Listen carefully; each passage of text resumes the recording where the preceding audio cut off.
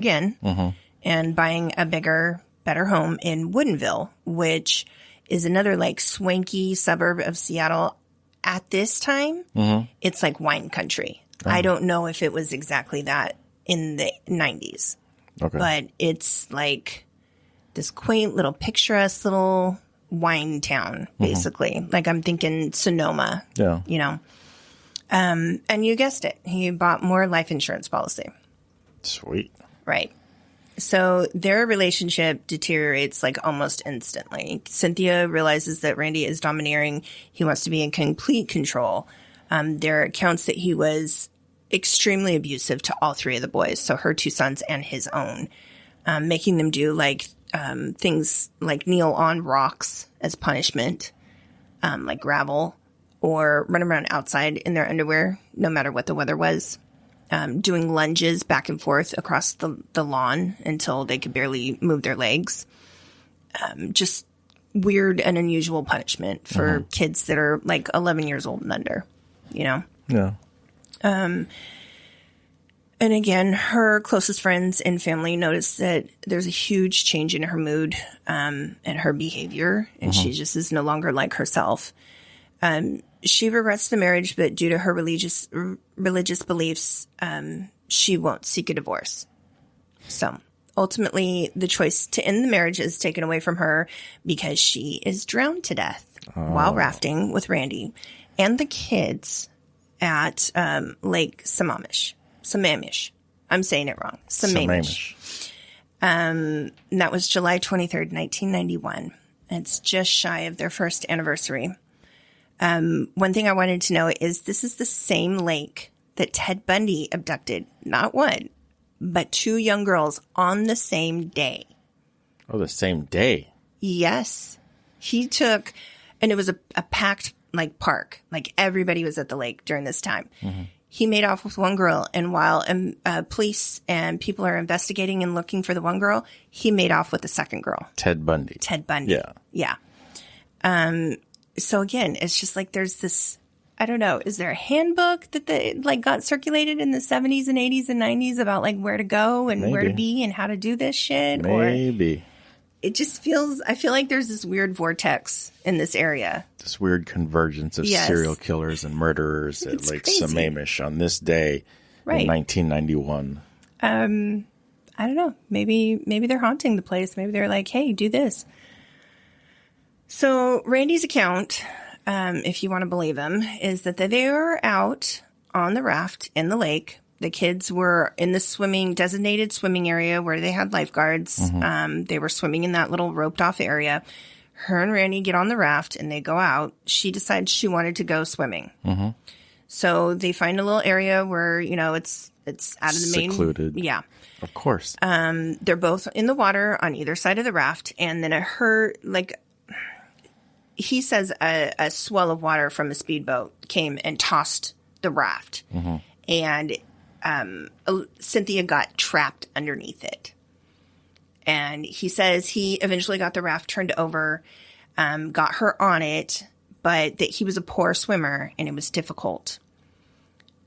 He also claims that he was delayed in getting her to shore because he had to find his glasses there was 2 bags on the raft that had some of their stuff on it. He had to find the bag that had his glasses in it. Okay, Velma.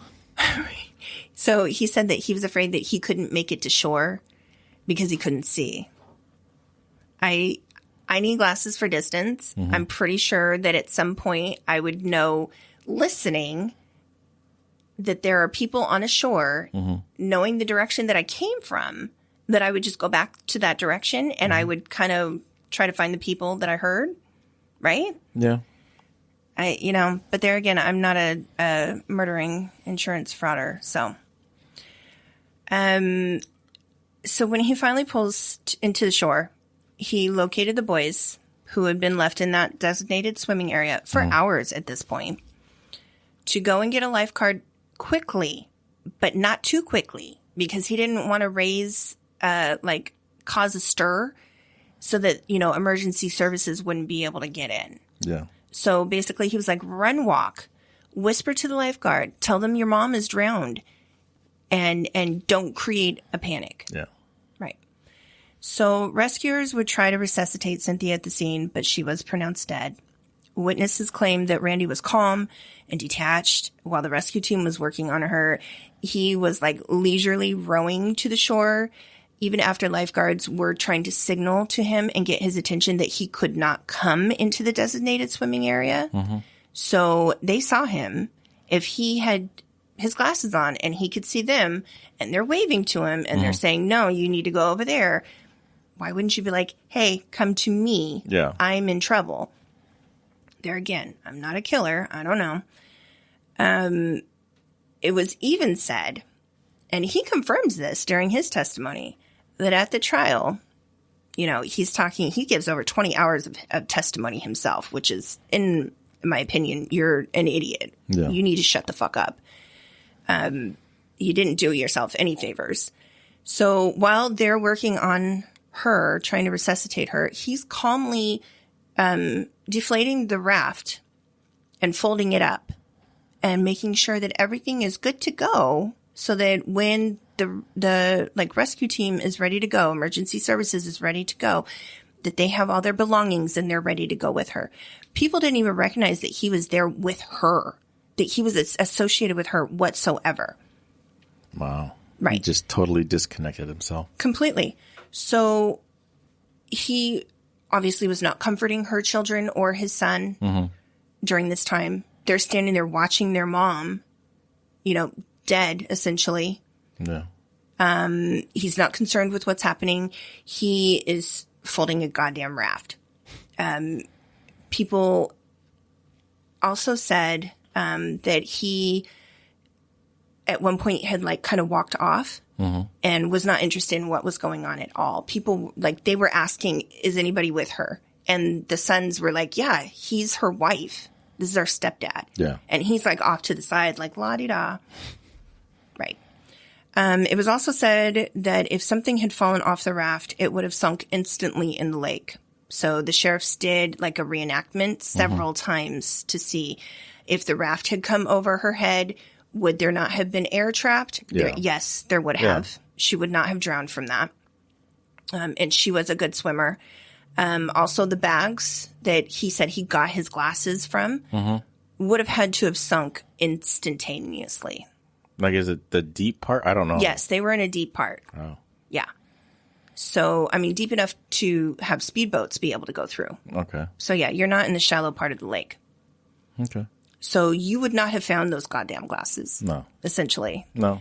And if he's saying he's not a good swimmer, there's no way he could have got all the way the hell down there. No. So, on the 25th, just 2 days later, Randy's at the bank, emptying the accounts and Cynthia's safe deposit box. And he puts a claim on file for her nearly $400,000 life insurance policy. No, that's not suspicious at all. Not at all. Nope. Unfortunately, an autopsy would state no foul play was suspected because she did drown. There wasn't anything. He probably held her under, but I don't know. Unfortunately, they don't say anything is suspicious. So investigators had the feeling, though. They had to take their time. They had to build a case because they pretty much immediately knew that he was shady as fuck. Just like with Janice's death, there weren't any witnesses right there with them. There wasn't any evidence, but they just knew that it just wasn't right. So they began talking to friends and women that he had previously relationships with. They searched the house where Cynthia herself left quite a bit of evidence on the type of relationship they had. She had written this, they call it a poem. I'm not sure if it was just maybe her journal. I don't know. Yeah. Diary. But in it, she says, Randy doesn't love Cynthia. Randy hates Cynthia. Randy is not happy with Cynthia. He doesn't like the way that I do that. But she names herself in the first person. So I think that's why they consider it a poem. She never says me or I. She says her name and she says his name. So it was kind of odd.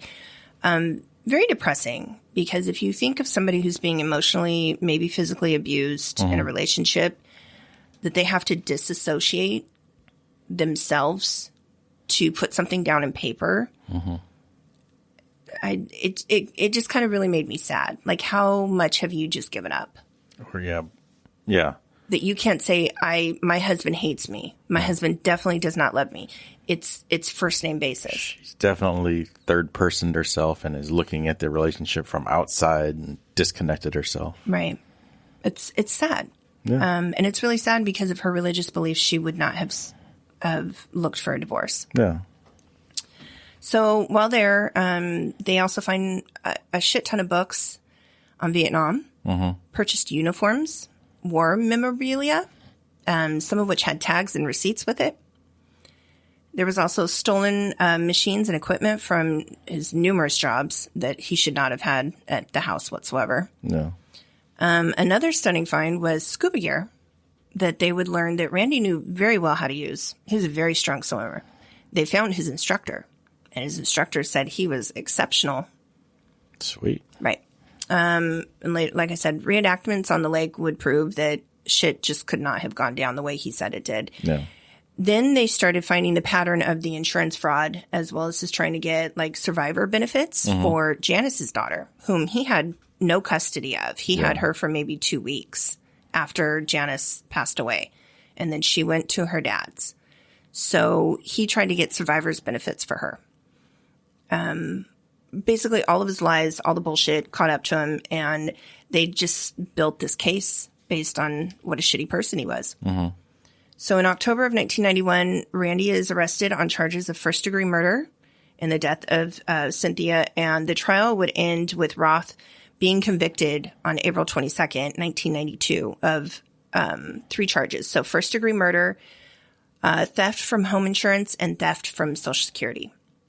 I would add that there's no mention of his mom or his sisters at this trial making a scene. They couldn't, at this point, have given a fuck. Yeah. They were quiet on this. So currently he is in Washington State Penitentiary serving time on his 50-year sentence. He had possibility of parole after 37 years, which would have been last year. He's still there. So I highly doubt that he'll be getting out anytime soon. Where's the state pen? Yeah. Where is it? Do you know? Washington State Pen? Yeah. Isn't that in Walla Walla? Oh, I don't know. I thought so. I could be wrong. I could be very wrong. No, I think it is in Walla Walla. Because it was on that island, and then they moved it. I'm not sure where it got moved to. No, I'm pretty sure it's Walla Walla. Oh, yeah. I'm sure people will correct us if not. I'm sure, yes. There again, I probably should know that, so I'm sorry. So the thing is, all of this was really for nothing because Cynthia had changed her will prior to her passing away. So really the only thing that she could do.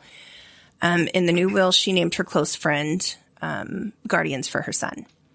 So he could not apply for survivor's benefits, and he couldn't get anything that she had left to the boys. So the life insurance money was to be split. Unfortunately, his name was on the life insurance, so he was entitled. But it was to be sent, so it was to be split between her sons and Randy's sons. So if he had not been convicted of the crime, he would have been entitled. However, there's something called the Slayers Act, which makes him ineligible to receive any of the benefits. Oh, yeah. If you're found out, if you're the cause of it, you can't get the benefit. Right. So somehow, though, Randy's dad is named the trustee, which I find really weird. But the guardian of Cynthia's sons filed a lawsuit against Randy's family having any access to it. So basically she says Cynthia was coerced and manipulated into starting that policy. And Randy's son and his dad shouldn't have anything to do with it. It should only be her son's money. Yeah. So that was a lawsuit. I don't know the outcome of it. I can't find... if I really probably had been searching through court records, I probably could have found something. I don't know how long it took is the problem. So I don't know what years I'd have to focus on. So, I mean, hopefully that ended up well for her sons. Yeah. Yeah. There's also a report from 1998 that Randy was looking